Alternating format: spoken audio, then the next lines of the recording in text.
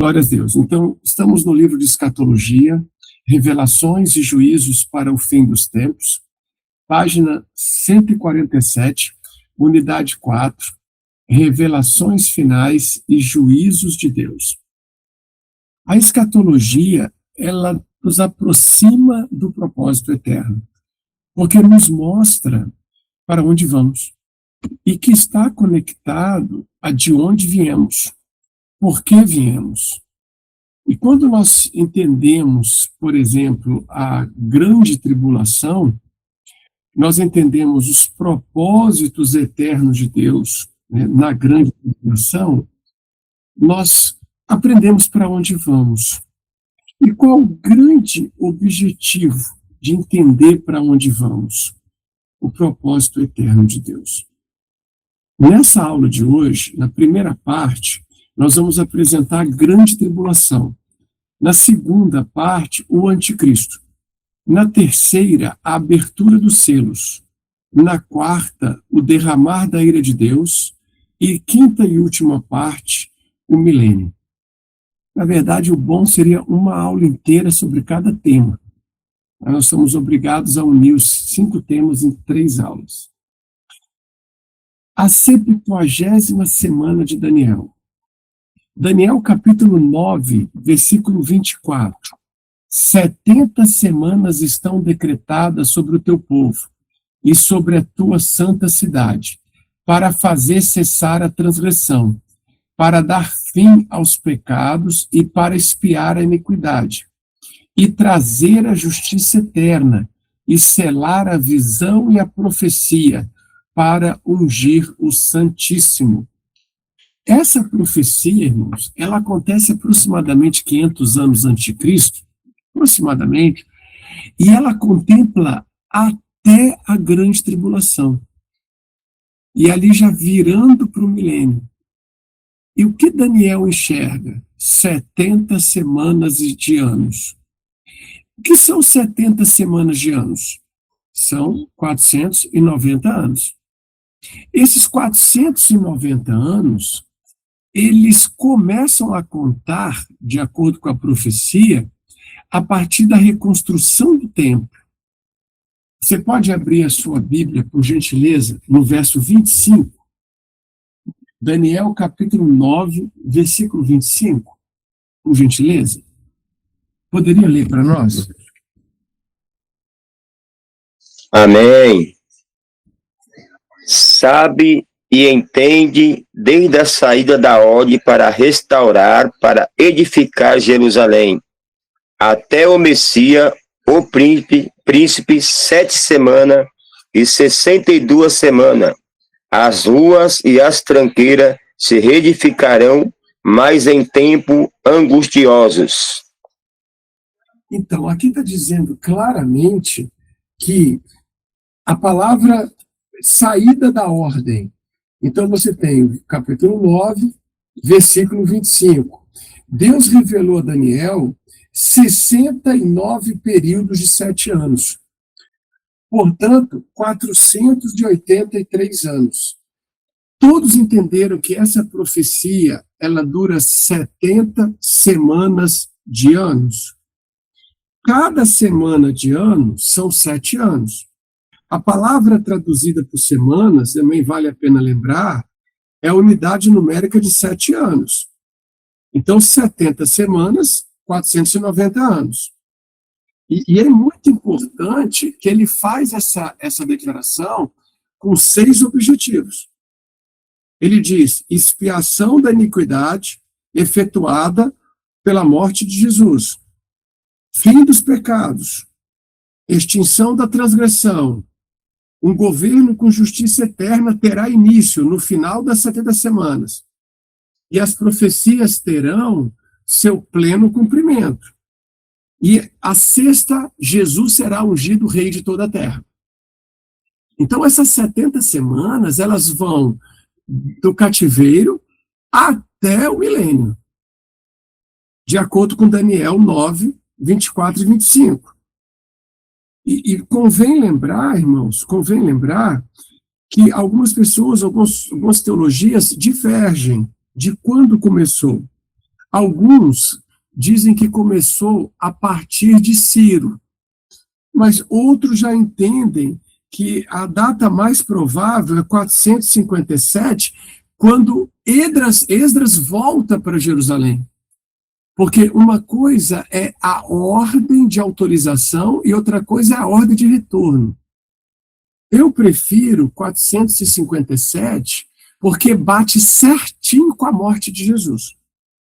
Então eu entendo que essa ordem aqui do verso 25, que o irmão leu, desde a saída da ordem para restaurar e para edificar Jerusalém, ela não é dada por Ciro. Ela é dada para Esdras, em 457. Porque o decreto de Ciro, em favor dos judeus que estavam no exílio, ele visava a reedificação do templo, não da cidade. E a profecia está dizendo aqui que é para edificar Jerusalém. Por isso que eu acredito que é o ano 457 que começa a contar a primeira semana, e não 538. Porque a profecia do verso 25 de Daniel 9 diz a ordem para restaurar e edificar Jerusalém. Os irmãos compreendem? Estão olhando a Bíblia igual a mim também? Está com a Bíblia aberta? Amém. Amém? Daniel 9, 25. Muito bem. Então, o que nós observamos aqui? Nós observamos que Daniel recebeu uma profecia. E essa profecia começa a contar a partir da ordem para reedificar Jerusalém. E essa ordem vem com Esdras. Capítulo 4, versículo 12, capítulo 4, versículo 11 de Esdras. Muito bem? E olha que coisa extraordinária, irmãos.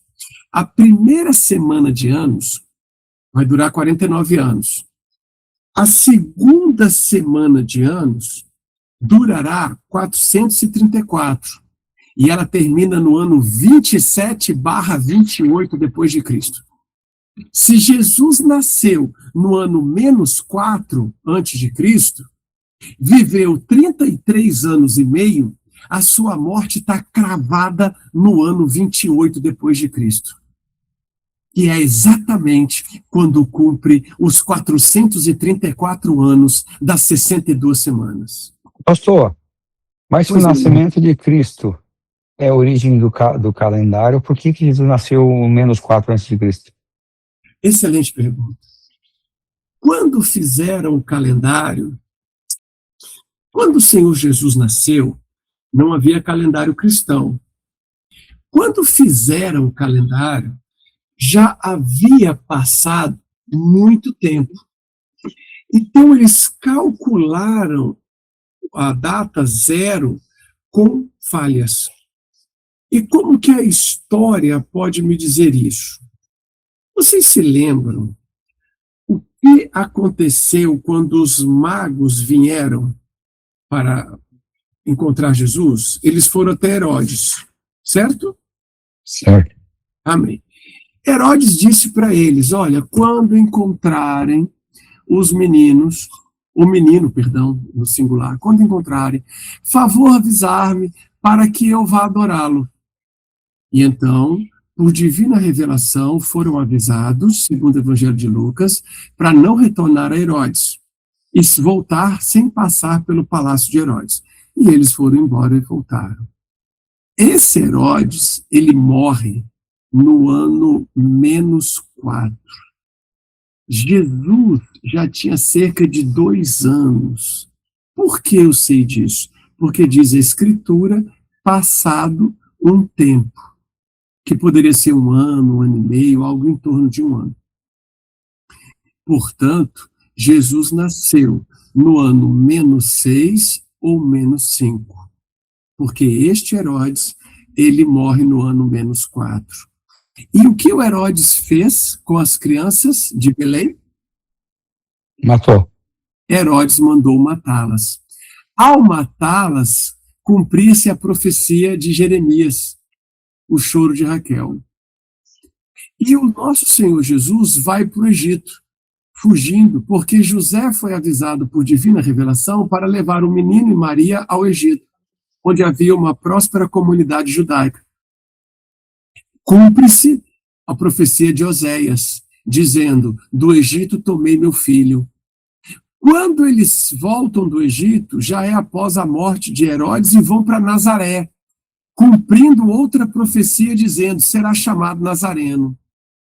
Então, o nascimento de Belém, profecia de Miqueias. O extermínio dos bebês, profecia de Jeremias. A ida ao Egito, profecia de Oséias.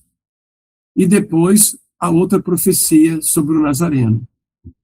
Sendo que esse Herodes morre em -4, Jesus tem que nascer em -5, -6. Então, a invenção do ano zero é uma invenção com falha histórica, apesar de ser atribuída a Jesus Cristo. Inclusive, esse calendário que nós utilizamos, ele será construído no século XVI. Eu lembro o Papa Gregório XIII, que o criou em 1582, aprimorando um calendário antigo. Mas ele será finalizado ali com 365 dias e 6 horas, aproximadamente, com o ano bissexto, a partir de 1582. Por isso, essa contagem falha. Então, como nós podemos assegurar que a profecia das 69 semanas se cumpriu com exatidão? Porque as 69 semanas terminam no ano 28, e é exatamente o ano da morte do Messias. Olha o começo do verso 26. Depois das 62 semanas, será tirado o Messias, e não será mais. É a morte de Jesus. Exatamente no ano 28, para que ele possa ter 33 anos. Exatamente como Daniel contou. Irmãos, Daniel mostrou isso com exatidão numérica. Vede quão gloriosa a obra. Porém, Daniel, no verso 24, dá uma olhada na tela, ele profetizou 70 semanas e cumpriu-se apenas 69. A última semana de anos para que Jesus reine sobre a terra se chama Grande Tribulação. 70 semanas. A semana número 70 não aconteceu. Ela é a Grande Tribulação. Essa semana de anos, ela é dividida em 2 períodos de 3 anos e meio, porque diz a Escritura que o anticristo terá uma aliança com Israel, outro tipo de aliança com os povos, e o início do seu reinado será de uma falsa paz. Ao fim desta grande tribulação, Jesus desce com a sua glória, após a grande batalha do Armagedon, e essa grande batalha do Armagedon termina com o milênio, a vitória de Jesus. Aqui o Armagedon, e o milênio é o período de 1000 anos. E é exatamente o que você vê na profecia, porque no verso 26 diz, e o povo do príncipe que há de vir destruirá a cidade, que no caso é o anticristo, e no verso 27 diz que ele firmará um concerto com muitos por uma semana, na metade da semana fará cessar o sacrifício e oferta, sobre as asas das abominações virá o assalador, e isso até a consumação. E é o que está determinado sobre Israel e o assolador. Quem são os 144 mil? Quem seria? Vamos aprender juntos? Alguém pode ler comigo, por favor, a tela? Eu vi o número dos assinalados e eram 144 mil assinalados, de todas as tribos e filhos de Judá, dos filhos de Israel. 12 mil judeus de cada tribo, 12 vezes 12. Um exército de evangelistas anunciaram a glória de Deus. Olha, existe o que nós chamamos de numerologia bíblica, que significa que em algumas partes da Bíblia, os números devem ser interpretados dentro do seu contexto. Por isso que algumas correntes teológicas acreditam que esse número pode ser simbólico. Outros não. Outros acham que 12 é geralmente um número exato. Então, você tem duas correntes interpretativas. Aquelas que veem a numeração como tipológica e aquelas que veem como literal. Sendo literal, são 12 mil judeus de cada tribo. E esses 144 mil, o que farão na terra? Eles anunciarão a glória do Evangelho. Quem são? Eles são comprados da terra. Versículo 3. Estes são, olha o verso 4, os que não estão contaminados com mulheres, porque são virgens. Estes são os que seguem o Cordeiro para onde quer que vá. Estes são os que dentre os homens foram comprados como primícias para Deus e para o Cordeiro. Na sua boca não se achou engano, porque são irrepreensíveis diante do trono de Deus. Em toda a história dos judeus, o Senhor nunca deixou de testemunhar. E os 144 mil selados testemunharão durante a grande tribulação. Eles testemunharão o quê? O Evangelho. E é interessante, versículo 9 e 10, que eles adoram, não se dobram ao anticristo e à besta, profetizam o Evangelho e anunciam a vida eterna. Pois não, meu irmão? Aqui já teve o arrebatamento, o Jesus volta para a igreja, tem o Armagedon. Para que servem 144 mil selados que vão professar o Evangelho para um mundo onde já não tem mais salvação? É uma pergunta muito boa, porque permite a gente compreender que haverá salvação. Mas vamos conferir no texto. O senhor acredita que existe salvação depois do arrebatamento? Vamos conferir o texto. Vamos para o texto. Apocalipse, capítulo 7. É uma pergunta muito importante. Apocalipse, capítulo 7. Que é exatamente onde nós estamos. Amém? Vamos agora ao versículo 9 e vamos fazer uma leitura até o verso 15. Todo mundo com a Bíblia aberta? Amém. Amém? Então vamos lá. Olha só. Depois destas coisas, olhei, e eis aqui uma multidão, a qual ninguém poderia contar, de todas as nações, tribos, povos e línguas, que estavam diante do trono e perante o Cordeiro, trazendo vestes brancas e com palmas em suas mãos. Clamavam com grande voz, dizendo: salvação ao nosso Deus, que está sentado no trono, e ao Cordeiro. Ok? O que eu li até agora? Que João viu uma grande multidão de todas as nações, tribos, povos e línguas. Amém. Verso 11. Todos os anjos estavam ao redor do trono, dos anciãos, dos 4 animais. Prostraram-se diante do trono sobre o seu rosto e adoraram a Deus, dizendo, verso 12, Amém, louvor e glória, sabedoria, ações de graças, honra e poder, força ao nosso Deus, para todo sempre. Amém. Um dos anciãos me falou dizendo, estes que estão vestidos de vestes brancas, quem são e de onde vieram? Então João diz que o ancião virou para ele e perguntou assim, quem são esses? De onde vieram? Versículo 14. E eu disse-lhe, Senhor, tu o sabes. Continua o verso 14.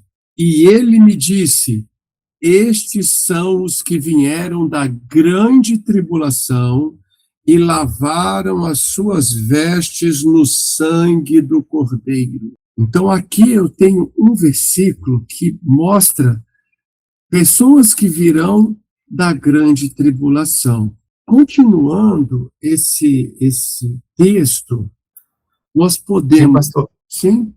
Então, esses judeus, eles vão se converter na grande tribulação ou já são convertidos? E se a grande tribulação começar amanhã? Porque ela começa depois do arrebatamento. E se ela começar daqui a 30 anos, 20, 50? O que sabemos é que eles são selados por Deus e não adoram o anticristo. Não adoram o anticristo. Ainda sobre a salvação na grande tribulação, Apocalipse capítulo 12, por favor, versículo 11, fala de pessoas que sofreram e venceram o sofrimento. E fala que eles venceram o diabo pelo sangue do Cordeiro, pela palavra do seu testemunho, e não amaram a sua vida até a morte. Aí alguém pode falar assim, então eu vou pecar à vontade, e na grande tribulação eu tenho outra chance. Olha, se hoje nós temos tanta dificuldade, com o Espírito Santo e a graça trabalhando plenamente, o que será quando a ira de Deus estiver sendo derramada no mundo? Hoje é derramada a misericórdia. O que será quando for derramado a ira? Sim, Isabela, pode falar. Pastor, como será a atuação do Espírito Santo na grande tribulação?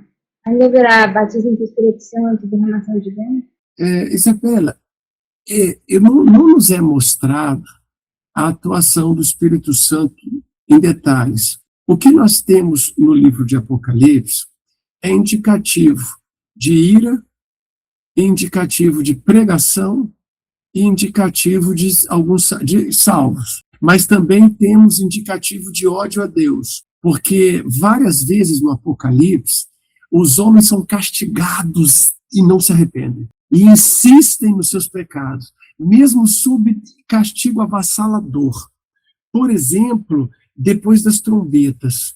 Se nós olharmos ali no final do capítulo 8 e 9, acontece muito isso. Então nós temos indicativo de ódio, indicativo de arrependimento, indicativo de salvação, indicativo de pregação, mas não temos a explicação detalhada da obra do Espírito. Eu aproveito a sua pergunta para lembrar, se hoje, com tanto poder do Espírito Santo derramado, as pessoas já vivem dificuldades, o que será durante a ira da grande tribulação? Amém? E esses 144 mil serão mortos. Se nós lermos aqui em Apocalipse 13, 17, está escrito que eles sofrerão mortes. No capítulo 15 também, versículo 2, confirma essa situação. Haverão muitos mortos durante a grande tribulação, mas na sua boca não se achou engano. Amém? De onde eles vêm? Eles vêm 12 mil de cada tribo.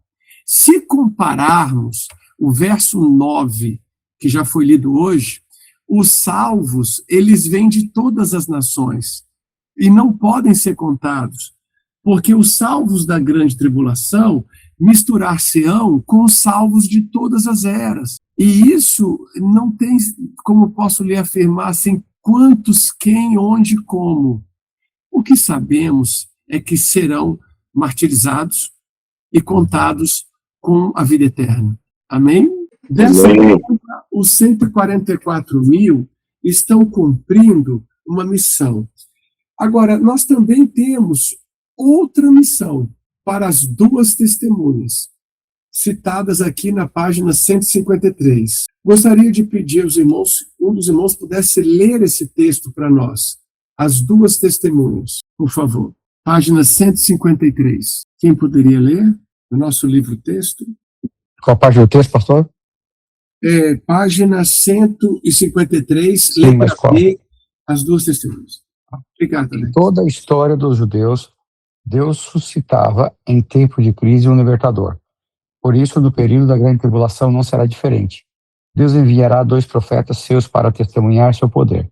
Terão essas 2 testemunhas uma difícil missão, pois profetizarão aos habitantes da terra durante o domínio do anticristo. A pergunta que não quer calar é: quem são esses 2 profetas? Uns dizem ser Moisés e Elias, que esse representa os salvos que não morreram, mas foram transformados na hora do arrebatamento, e aqueles salvos que morreram em Cristo ressuscitarão nesse dia. Outros afirmam ser Enoque e Elias, 2 servos de Deus que não provaram a morte, e Deus os guardou em vida para esse dia. Ainda há aqueles que defendem ser a igreja e a palavra. Isso é pouco provável, pois a igreja não pode morrer, e muito menos a palavra. Talvez existam outras interpretações, porém preferimos crer que são dois profetas escatológicos, não que lembrarão Elias e Moisés. A única certeza que temos é que serão duas pessoas. Quanto ao restante, a Bíblia silencia, e se a palavra de Deus não menciona quem são eles, achamos uma pretensão absurda querer revelar a sua identidade. Apocalipse 11, versículo 3.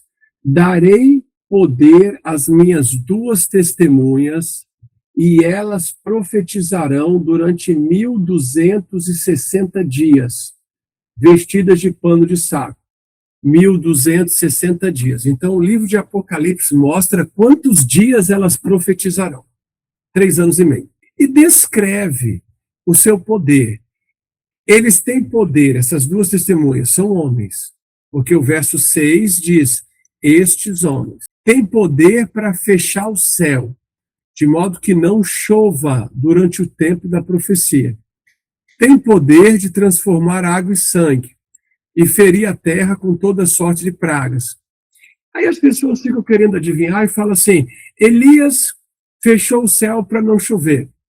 Moisés transformou água em sangue. Moisés rogou pragas no Egito. Então é Moisés e Elias. Mas o fato de algo ter acontecido anteriormente pode ser um sinal do futuro. Não identifica ou não normatiza que o próprio profeta do passado seja o mesmo no futuro. E eles morrerão. As duas testemunhas morrerão. Verso 7.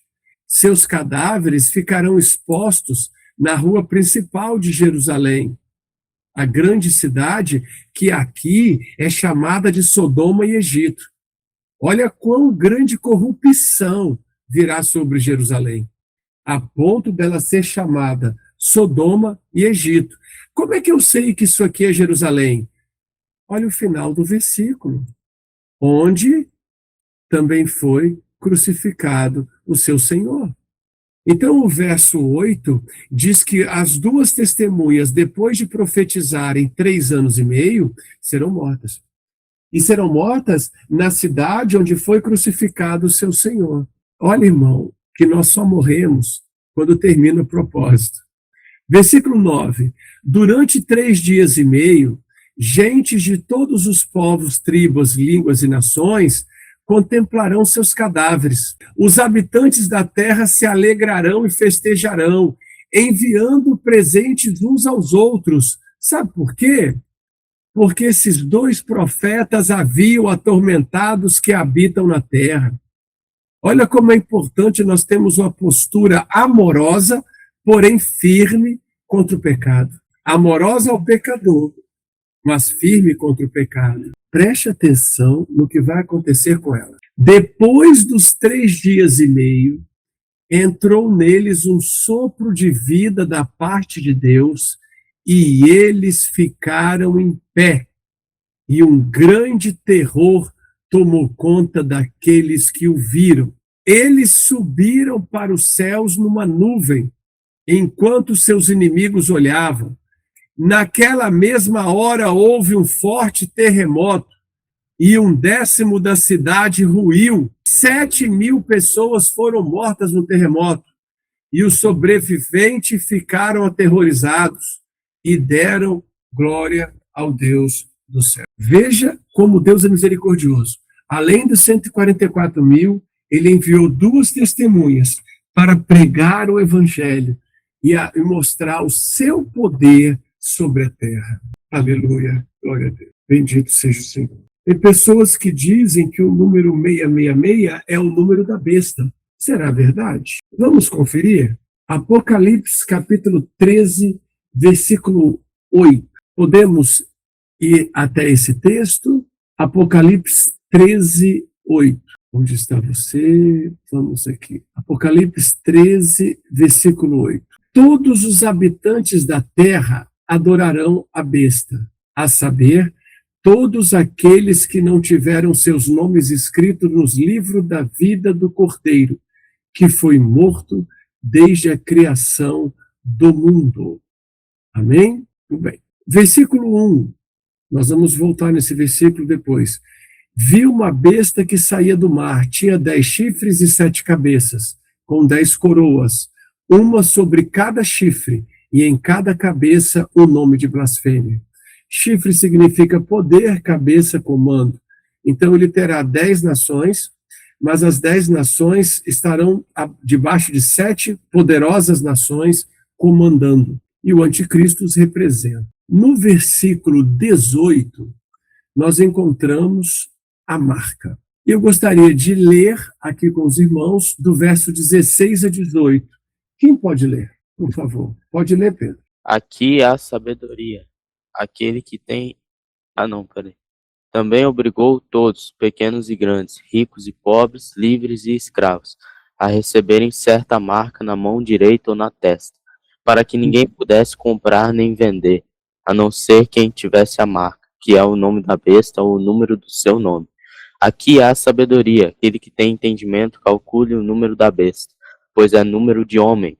Seu número é 666. Se nós olharmos o versículo 18 com atenção, diz assim: aqui há sabedoria. Aquele que tem entendimento, calcule o número da besta. Se o número fosse 666, por que ele pediria para calcularmos? Se o número fosse exatamente 666, já diria, esse é o número da besta, pois é número de homem, 666. Então, 666 é o indicativo para que possamos descobrir qual seja o verdadeiro número. Então, o anticristo ele tem um nome, a besta, e tem um número.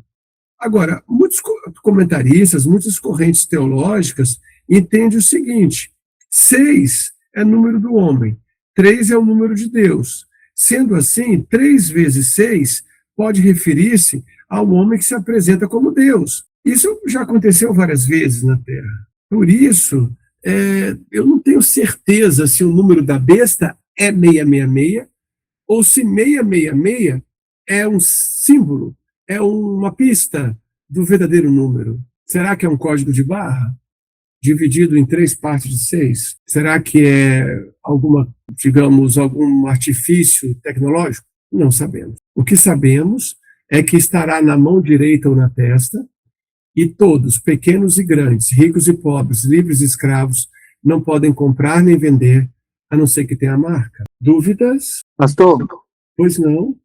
aqui no livro fala que na grande tribulação as pessoas que viverem naquela época vão entender o que significa esse número, Sim. né? Porque vai ser outra época e não compete a nós, né? É o que diz aqui Sim. no livro, né? Eu também concordei. Sim. E não compete a nós tentar, né, saber o que significa. Mas eles na grande tribulação vão saber o que é. Sim, perfeitamente. Pastor, Pois não? por exemplo, tem o sinal indicativo na testa ou na mão direita. Ou se, por exemplo, quem está inserindo esse chip na população, ele poderá obrigar a pessoa que não quer, ou só a pessoa que aceitar tê-lo? Nesse governo tirânico, ele dá a você a opção de não comprar comida. Não, eu tô falando, tipo assim, a pessoa não vai comprar comida, porém ela não quer esse selo na mão ou na testa. Eles poderiam... Ele vai ser Oi? martirizado. Entendi, mas eles não vão colocar. Ele vai conseguir fugir, escapar. Ah, entendi. Ele vai ser tratado como criminoso. Sim, entendi. Ele vai Porque, ter que por exemplo, ele vai ter que lutar pela vida dele e ser martirizado. Que absurdo. Mas ele será. Veja como hoje é importante nós darmos valor à graça. E a graça vai acabar a qualquer minuto, qualquer momento, com o arrebatamento da igreja. E assim que acabar o período chamado arrebatamento da igreja, inicia-se o dia da ira, a ira de Deus. Muito bem. Então a grande tribulação é um período de perseguições do reino do anticristo, da ira de Deus, é o dia da ira. É o dia da provação destrutiva. E esse número, 666, irmãos, ele simboliza poder humano, obra das trevas, trindade satânica, diabo anticristo, falso profeta, e toda sorte de correlatos. E será o tempo mais difícil da história. E que bom que nós não estaremos aqui, porque o Senhor nos livrará. O Senhor nos livrará do dia da ira futura. Como diz o versículo 10, que diz assim: e esperar dos céus a seu Filho, a quem ressuscitou dos mortos, que nos livra da ira que há de vir. Ele nos livra da ira que há de vir. Aleluia. Estamos agora indo ao capítulo 2, o anticristo. Muito bem? Não falei com vocês que era para ser uma aula para cada capítulo desse? O nosso break está a 4 minutos. Eu acho melhor a gente fazê-lo agora e volta no anticristo. O que vocês acham? Tudo bem? Então nós teremos 5 minutos, tudo certo? Amém. Fazemos 5 minutos e voltamos. Um dos irmãos pode orar por nós, por tudo que foi falado, tudo que foi construído aqui. Por favor, ore por nós nesse momento. Amém. Querido Deus, eterno e excelentíssimo Pai, Deus de bondade, Deus de misericórdia, nós te louvamos, ó Deus, pelo ar que respiramos, por tudo que o Senhor tem feito em nossa vida e por tudo que o Senhor continuará fazendo. Te louvamos por esse momento maravilhoso, a qual estamos aqui aprendendo mais da Tua palavra, Pai querido, crescendo na graça, no conhecimento, e que Teu Espírito Santo continua nos capacitando, nos guiando, meu querido, para que nós possamos estar sempre, Pai querido, buscando, aleluia, sabedoria na Tua palavra. Que o Senhor continua nos abençoando, em o nome de Jesus. Amém. Amém. Glória a Deus. 5 minutos de intervalo, voltamos às 20h28. A paz do Senhor, meus amados irmãos. A besta que subiu do mar, o Apocalipse. Apocalipse, capítulo 13. Convido os irmãos a abrirem suas Bíblias. Nós estamos no capítulo 2 do nosso livro e estamos na página 157/158, o aparecimento do homem do pecado. Eu estou aqui com a minha Bíblia aberta, bem na minha frente, e Apocalipse, capítulo 13. Alguém pode ler o verso primeiro?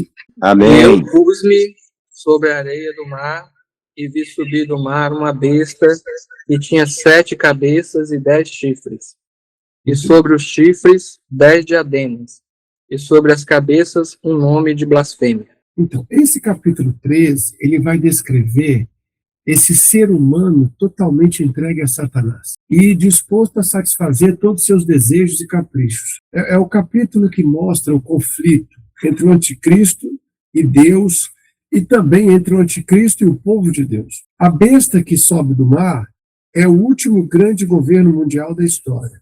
Consiste em 10 reinos sob o controle do anticristo. Por isso que ele viu 10 chifres, que são 10 reinos. O mar representa as nações. Se você pegar Apocalipse 17, versículo 15, você vê que o mar é uma tipologia das nações, tipifica as nações. E é interessante que a besta ela aparece com grande poder e glória. Ela é semelhante ao quê? Ao leopardo, e os seus pés como de urso, e a sua boca como de leão. E Satanás, o dragão, deu-lhe o seu poder, o seu trono e grande poderio. Então, é um ser humano único, completamente satânico. E ele vai exercer o plano de Satanás, com toda a obra de mentira, com toda a obra de destruição, toda a obra de contaminação. O espírito dele já opera no carnaval, já opera nas religiões heréticas, nas feitiçarias africanas, indígenas, europeias, asiáticas e assim por diante. O espírito do anticristo já reina no mundo de acordo com a palavra viva de Deus. Porém, aqui é a personificação do anticristo. E vi uma de suas cabeças como ferida de morte, e sua chaga mortal foi curada, e toda a terra se maravilhou após a besta. Então ele vai operar milagres, e nisso que ele opera milagres, ele é adorado pela terra. É uma figura parecida com essa que eu preparei para os irmãos. Leopardo, boca de leão, pata de urso. Não é isso, irmãos, que está aqui? Né? Os seus pés como de urso. Ele tem 7 cabeças, mas tem 10 chifres. Ok? Mostra, quem tem criança pequena, mostra esse rapaz aí que vai ajudar a dormir. E o dragão deu-lhe o seu poder e o seu trono e grande poderio. Então, Satanás está completamente conectado com o anticristo. Irmãos, ele é muito mais do que endemoniado. Ele é a personificação do dragão. Adoraram o dragão que deu à besta o seu poder, adoraram a besta dizendo: quem é semelhante à besta? Quem poderá batalhar contra ela? Foi-lhe dada uma boca para proferir grandes coisas e blasfêmias, e deu-se-lhe poder para agir por 3 anos e meio. Os irmãos entendem por que aquela profecia fala que a 70ª semana é dividida em 2 partes? Porque 42 meses é a metade de 7 anos. 1.260 dias é a metade de 7 anos. Portanto, a grande tribulação, várias vezes nas Escrituras, é descrita como 2 períodos de 3 anos e meio. Lá no capítulo 11, que acabamos de ler na aula anterior, aqui no capítulo 13, novamente nós temos a divisão em 3 anos e meio, 3 anos e meio. Um dos irmãos poderia ler, por favor, versículos 6 e 7? E abriu a sua boca em blasfêmias contra Deus, para blasfemar do seu nome e do seu tabernáculo, e dos que habitam no céu. E foi-lhe permitido fazer guerra aos santos, vencê-los, e Deus-lhe poder sobre toda a tribo, e língua e nação. Olha isso, meu amado irmão. Ele recebeu o poder do próprio querubim ungido, daquele que caiu do céu e lhe dera as potestades. Ele é representado na cor vermelha, fogo, sangue, do pecado. Ele incita todo homicídio, guerra, maldade. 7 cabeças podem significar plenitude de astúcia. 10 chifres representam poder de destruição. Diademas são vitórias, são glórias. O diadema, ele era dado ao soldado que vencia, ao atleta que vencia, que cumpriu a missão. Então, como aqui eu tenho 7 diademas, pode ser que ele cumpriu com êxito as suas missões, ou ele ou os seus liderados. É poder suficiente para reinar sobre todo mundo. Sua cauda revela o quê? Poder de persuasão capaz de arrastar multidões. E como o seu poder, o poder do diabo, estará no anticristo, ele vai persuadir as massas incessantemente contra a vontade de Deus. Então, o coração da entrega pessoal à maldade é o pior de todos os problemas morais. E o anticristo é a personificação de Satanás e da maldade. Adoraram todos os que habitam sobre a terra, cujos nomes não estão escritos no livro da vida do Cordeiro, que foi morto desde a fundação do mundo. Se alguém tem ouvidos, ouça. Se alguém leva em cativeiro irá. Se alguém mata a espada, é necessário que a espada seja morta. Aqui está a paciência e a fé dos santos. Ou seja, Deus é fiel e ele vinga o seu povo. Muito bem? Vocês, por favor, me orientem e me interrompam. Será que o anticristo está vivo? Depende do dia da volta de Jesus. Se o Senhor Jesus retorna mês que vem, ele está vivo. Se ele retorna ano que vem, está vivo. Se ele retorna daqui a 50 anos, talvez não esteja. Quais são os nomes que o anticristo recebe? Homem da iniquidade, chifre pequeno, príncipe que há de vir, a besta que subiu do mar. A palavra besta aqui indica abominável. Não significa ser burro ou coisa parecida, mas assim, algo indescritível. Abominavelmente indescritível. O seu poder, como nós vimos, vem do próprio dragão, o querubim ungido, que não apenas lhe dará poder para curar e operar sinais, mas fazer prosperar o engano da sua boca. E se levantará contra o príncipe dos príncipes, mas sem mão será quebrado. A profecia de Daniel, capítulo 8. Filhinhos, já é a última hora. Eu separei esse versículo para dizer para os irmãos que muito se tem feito os anticristos no mundo. Muito se tem feito feiticeiros, idólatras, materialistas, egoístas, hereges, e por onde já conhecemos que é já a última hora. Após o arrebatamento da igreja, ele se manifestará. De acordo com 2 Tessalonicenses, capítulo 2, versículo 6. No versículo 8, do mesmo capítulo 2, diz: então será revelado o iníquo. Mas já mostra o final dele no 19, a quem o Senhor desfará pelo assopro da sua boca e aniquilará pelo esplendor da sua vida. Então, aqui na primeira linha e segunda, eu tenho o anticristo revelado. Depois da vírgula, eu tenho o capítulo 19 de Apocalipse, a destruição do anticristo. O próprio anticristo inaugurará o lago de fogo. Enquanto o dragão será preso por 1000 anos, o anticristo será o primeiro a arder nas chamas eternas do lago Geena. Ele vai inaugurar a segunda morte. Dúvidas? Um governo mundial organizado a partir de uma confederação de 10 nações.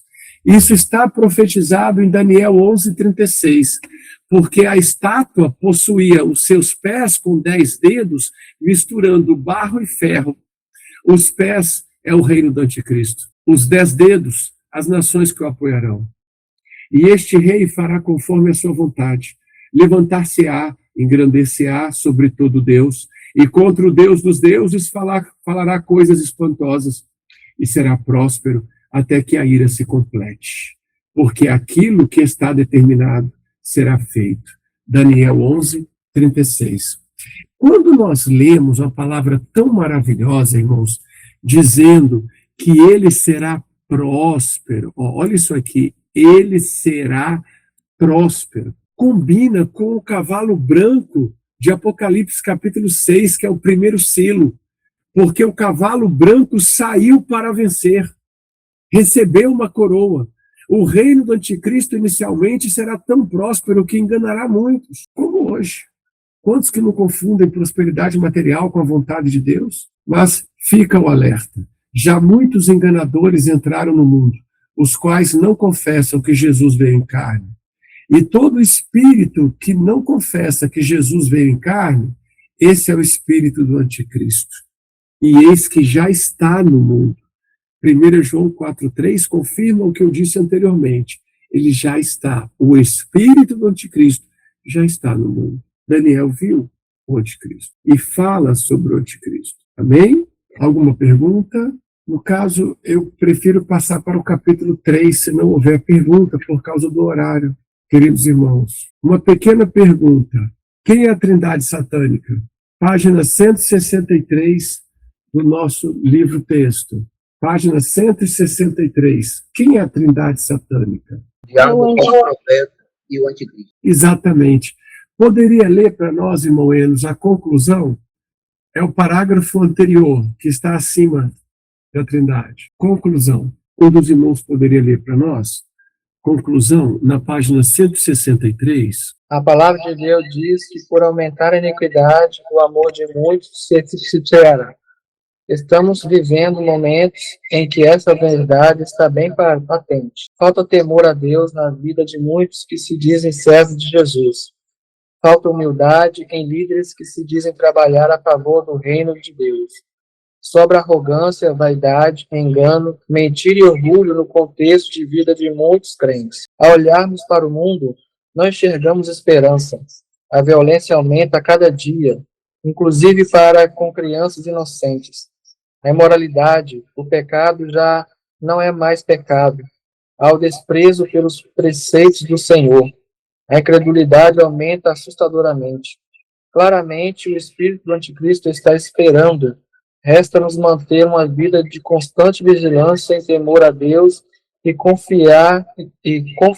confiança na sua palavra, pois tudo o que está acontecendo nos remete a uma verdade, que Cristo está voltando para buscar seu povo, para que este não fique à mercê do domínio do homem do pecado, o anticristo.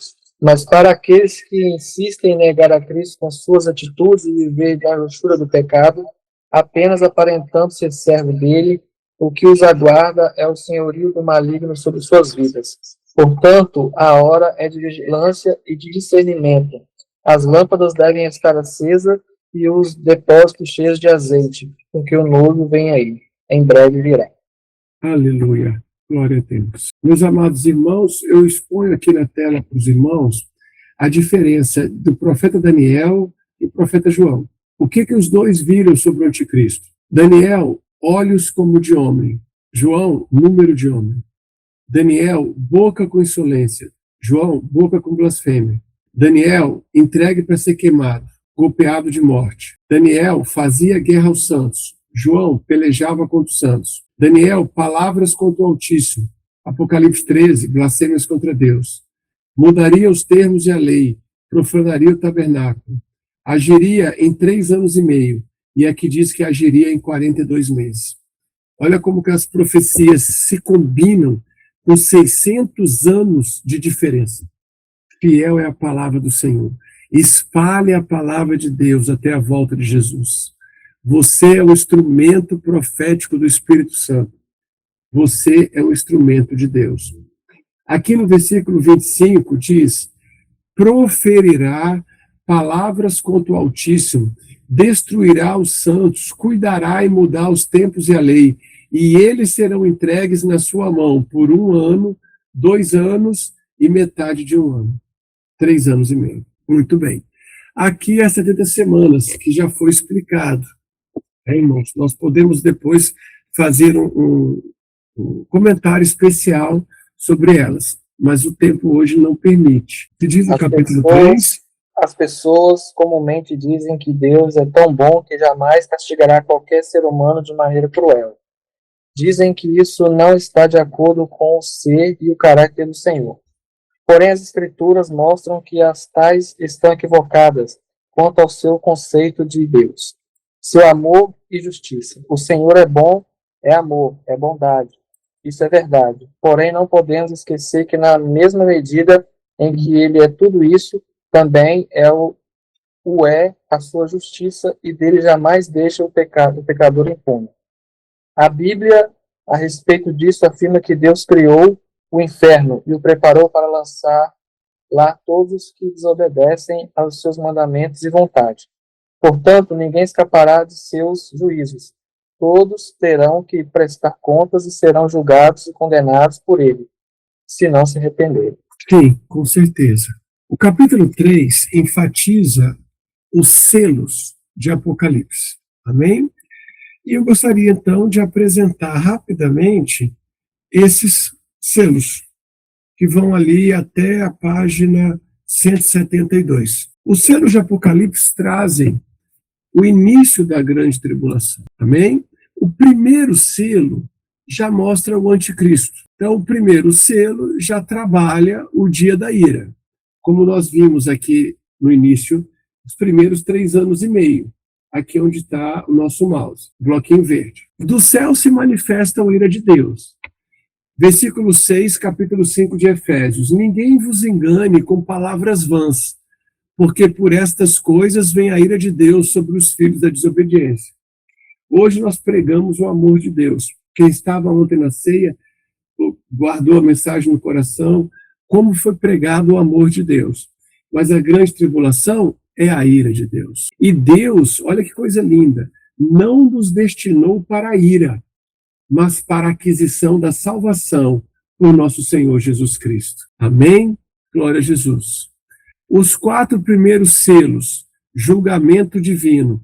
Interessante que Zacarias também viu os cavalos de Apocalipse. Vale a pena conferir. Capítulo 1 de Zacarias, comparando o profeta Zacarias com o Apocalipse. O cavalo branco simboliza a conquista, o espírito do anticristo que sai para vencer. E olhei, e eis um cavalo branco, e o que estava sentado sobre ele tinha um arco. Deixe-me exaltar, deixe-me aumentar aqui para você conferir. Bem, olhei, e eis um cavalo branco, e o que estava sentado sobre ele tinha um arco, e foi-lhe dada uma coroa. Saiu vitorioso para vencer. Então, o primeiro cavalo, ele não pode ser Jesus, porque Jesus está sentado no trono. Ele também não pode ser Jesus, porque Jesus já venceu, e ele saiu vitorioso para vencer. A arma do Senhor Jesus é uma espada, não é um arco. Então, claramente, o cavalo branco é o anticristo que inicia o seu reino de prosperidade e falsa paz sobre a terra. E eles receberão repentina destruição, imaginando haver paz e segurança. Saiu outro cavalo, vermelho, e o que estava sentado sobre ele tirou a paz da terra, que se matassem uns aos outros, e foi-lhe dada uma grande espada. O terceiro cavalo, e eis, e olhei um cavalo preto, e o que estava sobre ele tinha uma balança na sua mão. Fome, miséria. Olhei, e eis um cavalo amarelo, e o que estava assentado sobre ele tinha por nome Morte, e o inferno seguia. e foi-lhe dado poder para matar a quarta parte da terra, com espada, fome, com peste e com feras da terra.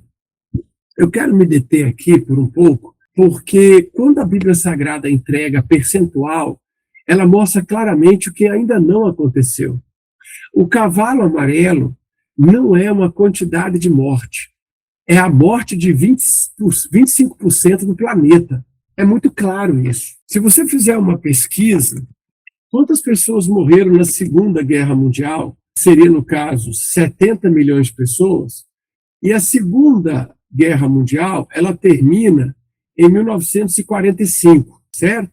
Quantas pessoas estavam vivas no planeta em 1945? Aproximadamente 2 bilhões e 300 milhões de pessoas. 2 bi e 300 milhões. Se você fazer uma conta sobre os 70 milhões de mortos, que é um número surreal, é um bizarro, um número infernal, dá 3% da população. E aqui está dizendo que o cavalo amarelo ele vai causar a morte de 25% do planeta. Portanto, o quarto selo nunca foi aberto. Eu posso ter confusão em relação ao terceiro, porque não fala quantidade. Eu posso ter confusão em relação ao segundo, porque não fala quantidade. Mas eu não posso ter confusão em relação ao quarto, porque o quarto entrega a quantidade que morre, e foi-lhes dado poder para matar a quarta parte da terra. Se você quiser dizer assim, não, mas o cavalo preto e o cavalo vermelho estão dentro desses 25%, tudo bem, vai morrer 25% da terra. E nunca, nenhum episódio, em toda a história, matou 25% da terra. Os irmãos me entendem? Vosso silêncio me assusta. Amém, pastor. Amém? Mas alguém vai dizer que isso aqui já aconteceu. E aí você pode perguntar para ele, cadê a morte dos 25%? Quinto selo. Estou tentando colocar aqui da forma mais ampliada possível, mas a pessoa pode fazer um zoom aí com os dedos. Vi debaixo do altar as almas dos que tinham sido mortos por causa da palavra de Deus e por causa do testemunho que deram. Clamaram com grande voz, dizendo, até quando, ó soberano, santo e verdadeiro, não julgas e vingas o nosso sangue? Então, é um clamor. O que esse versículo nos mostra, irmãos? Já que o céu não tem tristeza, já que o céu não tem lágrima, dor, reclamação, o que nos mostra esse quinto selo? O que ele pode nos dizer? Você fica esperando eu responder, eu fico esperando vocês. O que será? Não pode ser o céu, porque essas pessoas aqui estão revoltadas. Assim, revoltadas é exagero, né? Estão sofridas, estão pedindo até quando, soberano? Não julgas e vingas o nosso sangue dos que habitam sobre a terra? Até quando? Alguém quer contribuir? Bom, claramente é um indicativo de que pessoas vão morrendo durante a grande tribulação, esperando completar o número. Olha aqui embaixo. Foram dadas a cada um deles compridas vestes brancas. Olha como Deus valoriza a santidade e as roupas. Foi-lhe dito que repousassem ainda por um pouco de tempo, até que se completasse o número dos seus conservos, que haviam de ser mortos, como também eles foram. Então, esse quinto selo é um indicativo, pode ser um indicativo dos salvos na grande tribulação, que não iriam entrar nas regiões celestiais imediatas, mas estariam aguardando o cumprimento do número, né? O cumprimento da grande tribulação. E o sexto selo? Alguém pode ler o sexto selo, por favor? Sexto selo. Alguém pode ler o sexto selo? Amém. E havendo aberto o sexto selo, olhei e eis que houve um grande temor de terra, e o sol se tornou-se negro como saco de cecílio, e a lua se tornou-se como sangue. Olhe, o sexto selo mostra, meus amados irmãos, tragédias nunca antes ocorridas. E é interessante que a primeira trombeta vem no 7º selo. Se o 6º selo nunca aconteceu, a primeira trombeta nunca tocou, porque a primeira trombeta deriva do 7º, e o 7º é subsequente ao 6º. Então, quando algumas igrejas aí ficam perdidas, dizendo que já tocou a primeira, já tocou a segunda, a terceira, elas se contradizem, porque o 7º selo depende que o 6º seja aberto, e o 6º nunca foi aberto, e eu posso lhe provar. Olhe isso. O sol tornou-se negro como um saco de silício. A lua tornou-se como sangue.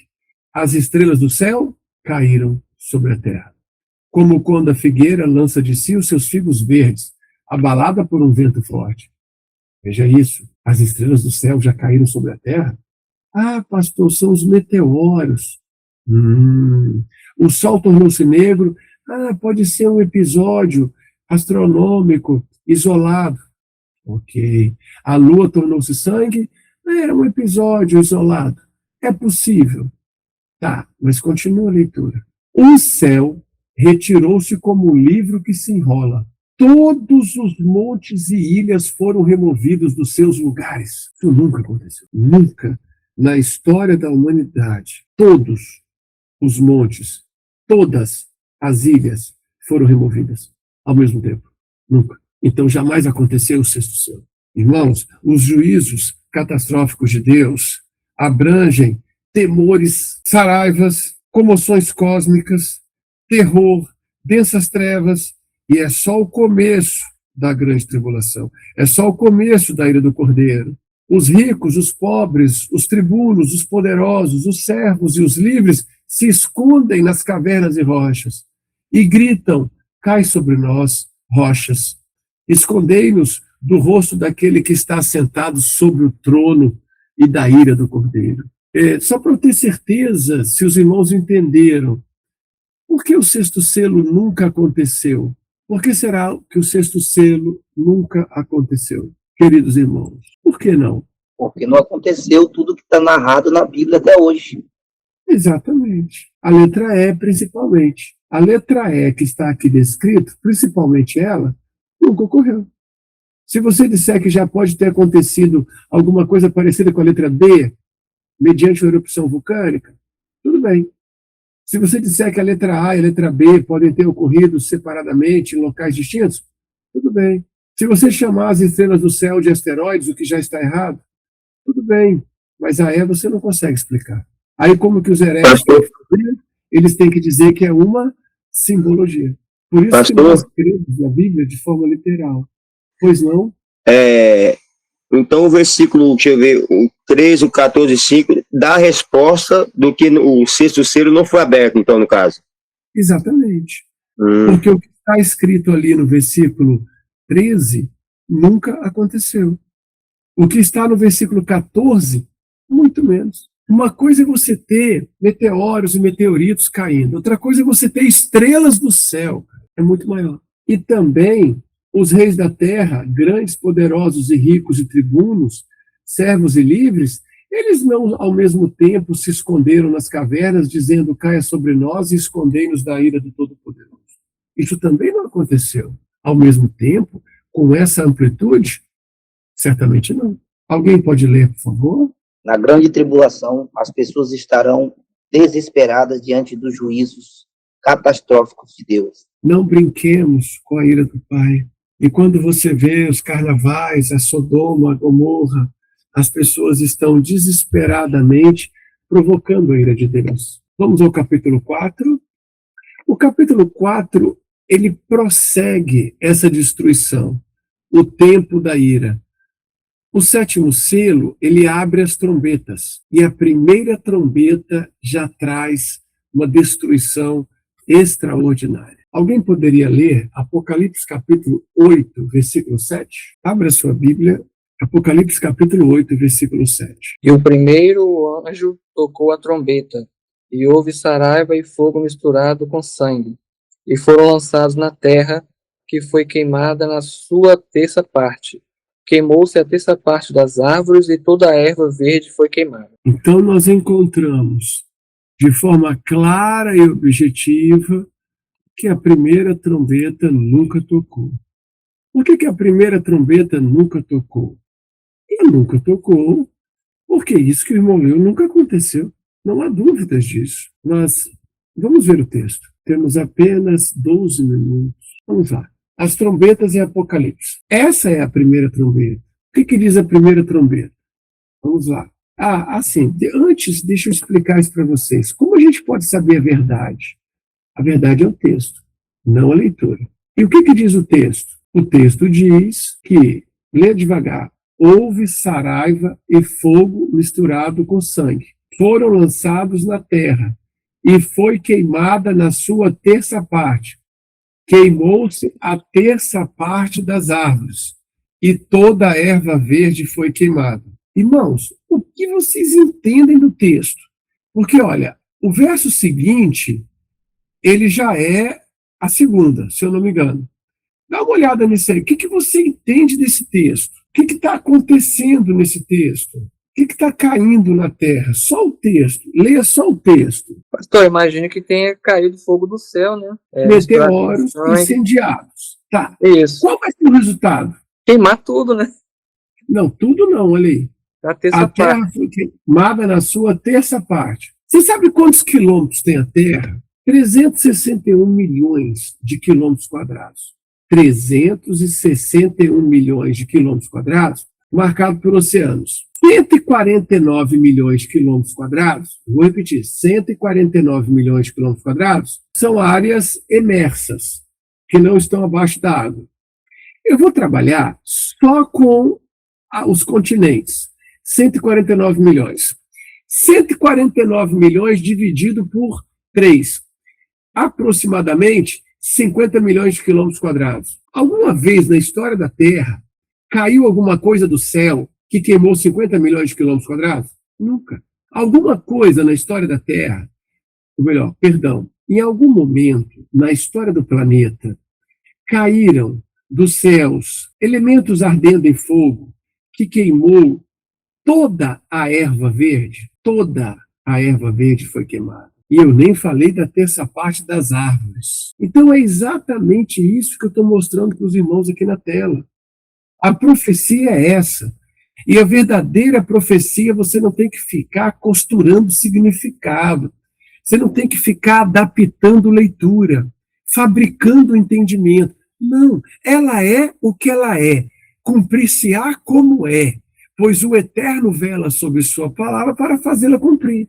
E alguém acha que não é possível? Dá para ler essa notícia, por favor. Conseguiu? Terminou a leitura? Então, isso aí é só uma. Eu poderia te mostrar várias. A própria ciência anuncia o risco de nós termos o planeta assolado por asteroides. E a profecia é clara. Foi queimada na sua terça parte, 50 milhões de quilômetros quadrados. Queimou-se a terça parte das árvores. Toda a erva verde foi queimada. Por isso, irmão, é muito certo que não ocorreu. Agora vamos à segunda trombeta. Ela é pior ainda. A primeira mostra centenas ou milhares de fragmentos caindo sobre a terra. A segunda mostra uma grande montanha ardendo em fogo. E essa grande montanha ardendo em fogo, ela é lançada no mar. O segundo anjo toca a sua trombeta. E o mar tornou-se em sangue. Ou melhor, a terça parte do mar tornou-se em sangue. João viu um grande monte ardendo em fogo. E agora piora a situação. Amém? Morreu a terça parte das criaturas que tinham vida no mar e perdeu-se a terça parte dos navios. Ou seja, os mares e oceanos ficaram ainda mais tóxicos. E o terceiro anjo? Um dos irmãos pode ler, por favor? E o terceiro anjo tocou sua trombeta e caiu do céu uma grande estrela, ardendo como uma tocha, e caiu sobre a terça parte dos rios e sobre as fontes das águas. Aleluia. E o nome da estrela era Absinto, e a terça parte das águas tornou-se em absinto, e muitos homens morreram das águas, porque se tornaram amargas. Então agora eu posso ter um elemento simbólico. Por quê? ou melhor, desculpe, na próxima, aqui está caindo sobre os rios. Perdão, gente.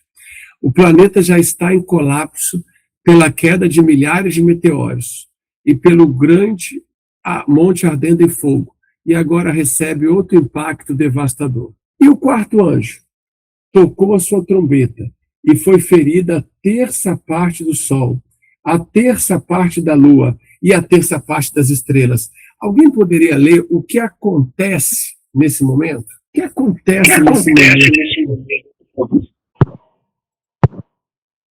Uma explosão solar? Alguma coisa vai explodir o sol.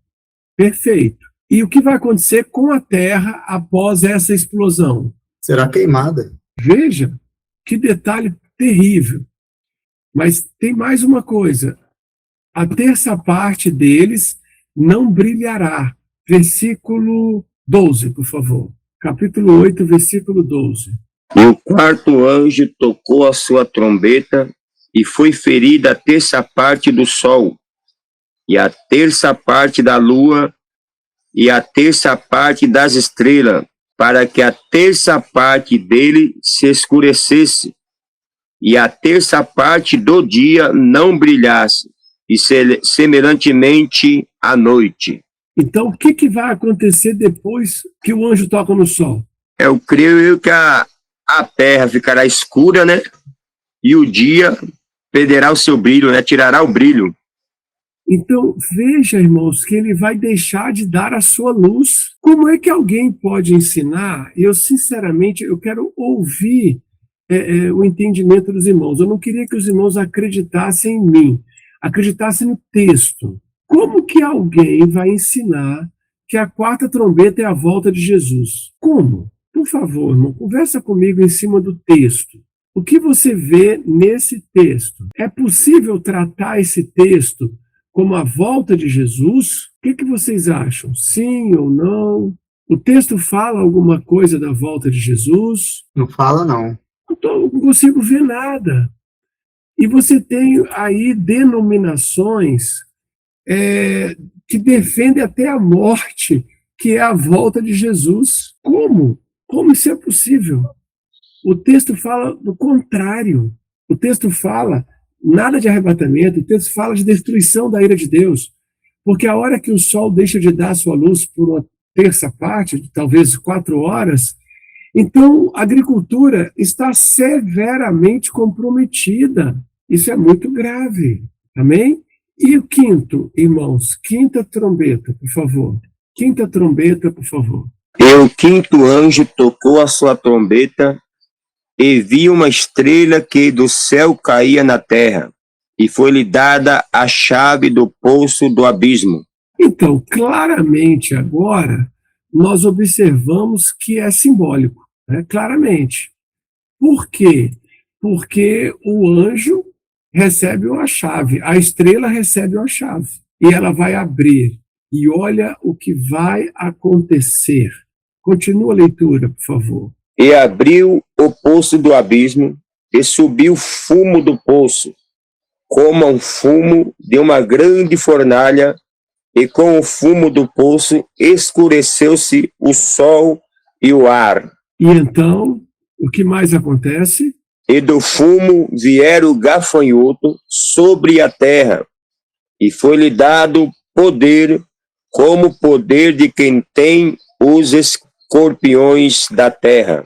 Veja isso, amados. E esses seres demoníacos fazem o quê? Pode continuar a leitura, por favor, meu irmão. E foi-lhe dito que não fizesse dano à erva da terra, nem a verdura alguma, nem a árvore alguma, mas somente aos homens que não têm nas suas testas o sinal de Deus.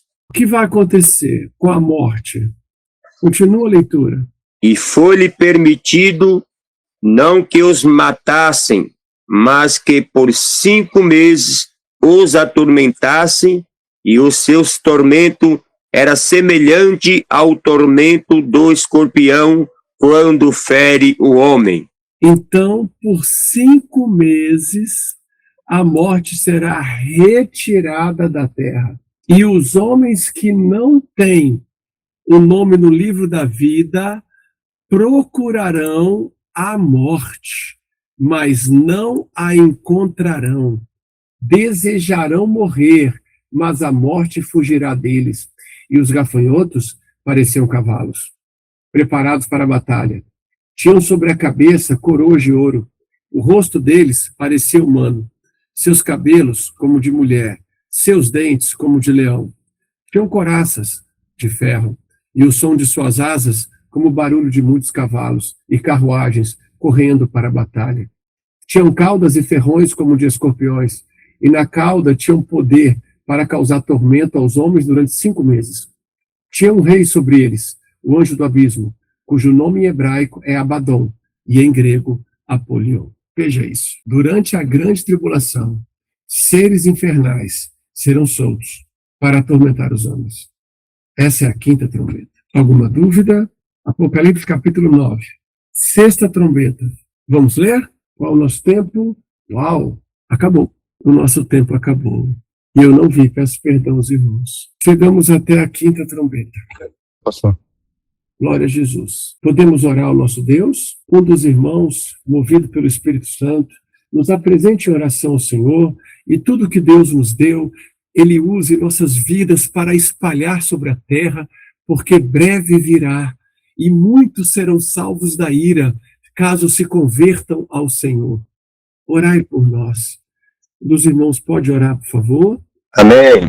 Aleluia. Querido Deus, eterno Pai, no nome do teu Filho amado Salvador Jesus Cristo, te agradecemos, Deus, por esse momento maravilhoso, por essa rica oportunidade que o Senhor tem nos concedido, ó Deus querido, essa confraternização, essa comunhão, essa união, Pai, com o propósito somente de aprender mais da tua palavra, de crescer na graça e no conhecimento, ó Deus. Eu quero apresentar aqui diante do Senhor a vida do nosso pastor Eduardo, juntamente com a tua família, Pai, que o Senhor possa abençoá-lo, a vida do teu servo, a tua família, o teu ministério, a tua chamada, e que a mão do Senhor possa estar estendida sobre a família do teu servo, e também, Pai, que ele estendida sobre a vida de cada aluno que se faz presente aqui. Continua nos abençoando na pessoa do teu Espírito Santo, continua nos guiando e nos ensinando a cada dia mais, para que nós possamos, meu Pai querido, também estar ensinando brevemente, no tempo determinado pelo Senhor. É o que nós lhe pedimos e te agradecemos. Amém.